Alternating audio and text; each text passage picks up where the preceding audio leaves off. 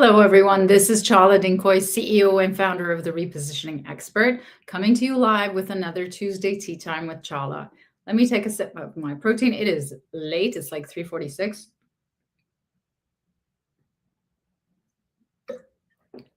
Sometimes it gets stuck with the protein clumping and sort of pours all over. So that hasn't happened yet, hopefully on live. So I'm so glad.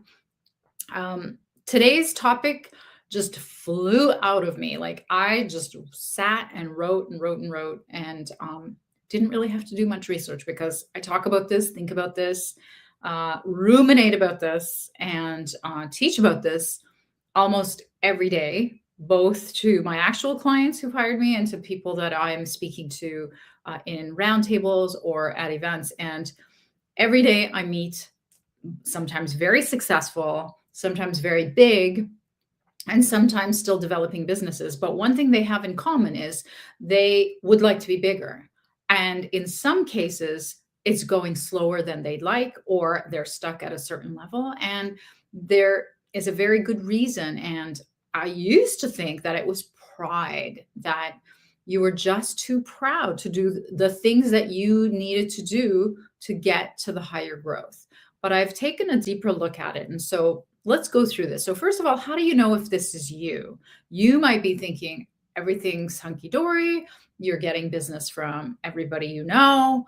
Things are moving well. You'd like it to go a little bit faster, but you've got, all sorts of help coming your way and you've got all the good things coming, and 2026 is going to be amazing. In that case, you probably don't need to watch this. So that's great. But if you are interested in growing past what you've always done and you have a niggling that you're the one who's stopping you, here are a few things to look out for. So some of the symptoms that your pride, and I'll just, air quote pride for the moment, might be stopping you is that you've never gotten a client except through word of mouth. And, this is so funny because a lot of developed businesses that I meet that are really large are actually very proud of this. And yet they're attending the roundtables, and yet they're watching these videos, and yet they're coming to sales calls to meet with a sales coach like me to see how they can grow. But they have never gotten, so look at yourself. If you have never gotten any business outside of word of mouth, that could be one of the symptoms. Another one is you've never called a prospect that you weren't personally introduced to by someone you knew. Another one. So make it safe, safe, safe, right? And that's not to say that knowing someone on the inside or having word of mouth is a bad thing. It's an amazing thing. It's just gotten you where you are. And if you want to grow to somewhere else, somewhere bigger, somewhere, with different kinds of clients or different size of clients, it might be the time to look at why you're at that level and you haven't been able to break through. Number 3 is you're in need of growth, but keep hiring staff that are going to do the sales and marketing for you. So you keep hiring headcount that's going to do the sales and that's going to do the marketing. And you're really, really hoping that their Rolodex and their past training and their skills and whatever it is that they're going to bring to the table is going to make that difference. And I can't tell you how many people, when I ask them, how many really big business owners feel that hiring sales staff is the solution to their problems. So this could be a tell of why you're too proud to do the sales, but you're okay to hire and pay someone else and throw money at them to do it instead of you.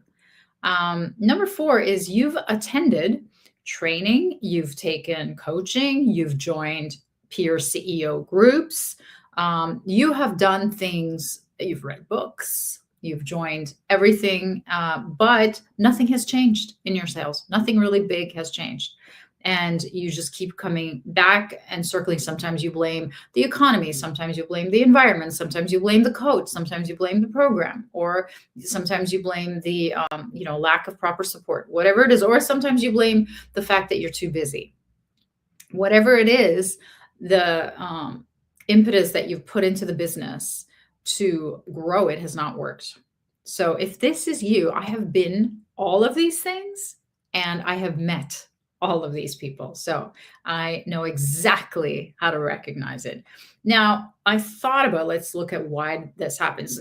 And just to let you know that I've done a lot of work with coaches in mindset work, in selling mindset, money mindset, looking at, I'm just a lifelong learner of patterns, of human patterns, but I have spent over probably $200,000 over the last 15 years that I've had my business, working with coaches one on one to work this out on my own, of my own patterns, and see how I can overcome them, which is why it's so such an interesting topic for me. And it's such a passion for me to share everything that I know. So why is this happening? Is number one, nobody but a wet blanket loves change. Sorry, nobody but a wet baby likes change. So my mentor, Mark Hashi from Grow Your Biz, always says this, and I laugh at it because nobody but a wet baby likes change. So nobody likes change. That's why it's happening. If there is a change agent, or if there is a new direction that you need to follow, or there's something different that you need to do or change in how you actually get new business, you're not going to want to do it because your subconscious is not going to want to go there. So number two is you've been conditioned in your childhood or past, and there's all sorts of course, studies to show that your subconscious beliefs are set between 0 to 7 years. And, it kind of is recorded in your subconscious without any analysis or editing, or it's just completely, you're a sponge at that age. And then you take in what your environment tells you. And what they've told you is to avoid shame, do anything that you need to avoid shame, humiliation, rejection, and any other kind of unpleasantness. So your subconscious, which is really responsible for 95% of your thoughts, behaviors, and actions, and only 5% is that creative part of your decision making, is unfortunately your subconscious mind rejects any action, thought, or belief that will not keep you safe, which is keep you at the same level that you're at. So it gives you something called rational lies. And again, I learned this stuff from both my coaches, David Nagel and Chris Kenny, and rationalizing something becomes rationalize. And so you tell yourself things like, my business is different. It's not going to fit in with what you're telling me to do, or what, this market demands. This is one that I run into a lot. My clients come before new business development, Chala. They tell me, like, I got to pay the bills. My clients come before, but it's just an excuse, because really what's needed is things that they're avoiding. And when we dig deeper, it actually comes out that it was never about, keeping the lights on. There was always more time, more energy to do the extra things you needed to do, even while keeping the business running. They tell themselves things, rationalize, like the market is bad right now. Well, the market isn't great, but I've had one of my best years in the last couple of years. So it really depends on what you do differently, and how you adapt and how you adjust. And a lot of my clients are doing amazing. They just keep growing and growing and growing. Some of the other rational lies could be, people aren't buying right now. Again, this is similar as, the economy is bad. It may be true, but it doesn't have to be true for you. You can adjust to it, adapt to it, change to it. You can plan for your seasonality. There's so many things to do. And then you tell yourself that things like buyers hate being sold to, buyers hate being emailed, newsletters, buyers hate being cold called, buyers hate being approached, buyers hate when you send them things in the mail. Now, these are all things that you would do in your marketing. So the rational lie, so for example, I used to have a client who was completely against newsletters. He was like, I hate them. I delete them. They're horrible. And yet I get a lot of business from my newsletters. And so do a lot of people. And if you look at the stats, it's like unbelievably the cheapest way to get clients. Or, the high level, doors that are open. So for example, the large corporations, when the door openers to get into large corporations, a lot of my clients have had success with sending things. And then other clients are like, no, can't do it. No, it's just too silly. Oh, no, never going to get there. Well, we don't know where they are. Most people work from home, and the ones that do send them are getting the appointments. So these are rational lies that you have to be vigilant about. And when you have a coach like me, I'm a mirror and I will show you, look, this is what you said about that. This is what you said about that. This is what you said about that. And you add all three, data points together and it makes a pattern. So I want you to watch out for this. And again, we call it pride, but it's not really pride, as I've discovered. It's a lot deeper than pride that's stopping you from doing the marketing and selling. Here's another rational lie that I hear a lot. This marketing initiative, message, video, email won't work. It's too immature. It's too intrusive. It's too expensive to send.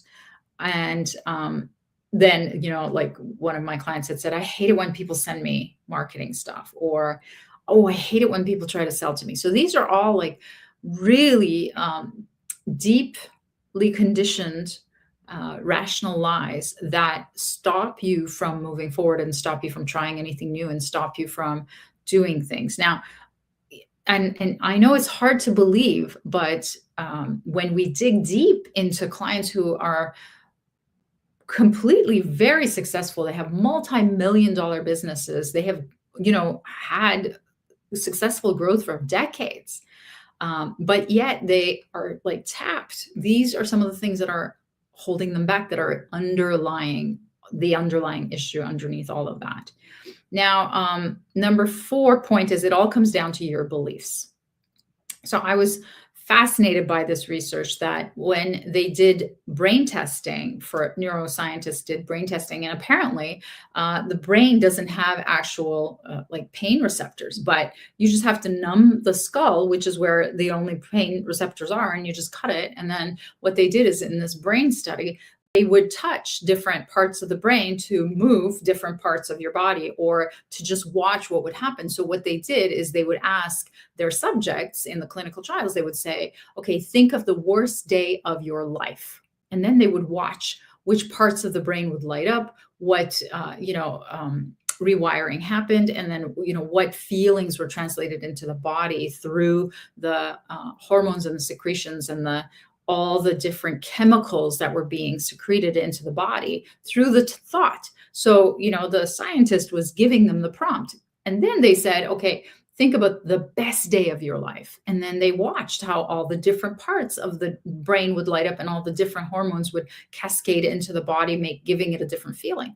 So the conclusion they came to is the brain is just a doer, but you're the one. Your mind is the one. And they actually separated. How do they separate the mind and the brain? Because we used to think, or in science, they used to think that the brain was the mind, and which means that it's just this, this piece of meat is really telling you what to do. But then in the experiment, for example, when they would touch a part of the brain that would, automatically raise an arm, the person who is awake while they're doing this would say, oh, you're making me move my arm, aren't you? I can feel you doing that.